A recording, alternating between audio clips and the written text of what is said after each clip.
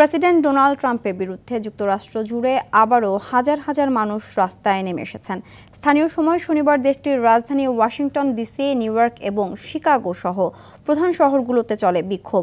Trump প্রশাসনের অভিবাসীদের বিতরণ, সরকারি চাকরি থেকে ছাঁটাই, গাজা ও ইউক্রেন নীতির বিরোধীরা অংশ নেন বিক্ষোভে। বিস্তারিত রাকিব হাসানের রিপোর্টে।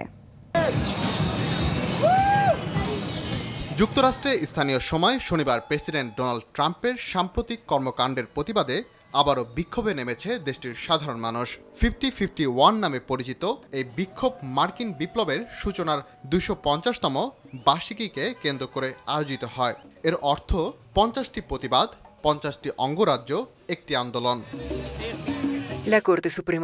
হোয়াইট হাউসের সামনে বিক্ষোভকারীরা হাতে প্লাকার্ড তুলে ধরেন। লেখা ছিল, শ্রমিকের হাতে ক্ষমতা চাই, রাজতন্ত্র নয়, ইসরায়েলকে অস্ত্র দেয়া বন্ধ করো ও ন্যায় বিচার চাই। কোনো কোনো বিক্ষোভকারীকে ফিলিস্তিনি পতাকা ওড়াতে এবং ফিলিস্তিনি রুমাল কেফিয়ে গলায় জড়াতে দেখা গেছে। তারা ফিলিস্তিনিদের নির্বিচারে হত্যার প্রতিবাদ জানান। অনেকে ফ্রি প্যালেস্টাইন বা ফিলিস্তিন মুক্ত বলে স্লোগান দেন। বিক্ষোভকারীদের কাউকে কাউকে ইউক্রেনের পতাকা বহন করতে দেখা গেছে। তারা রাশিয়ার প্রেসিডেন্ট ভ্লাদিমির পুতিনের প্রতি আরও কঠোর হতে ওয়াশিংটনের প্রতি আহ্বান জানান।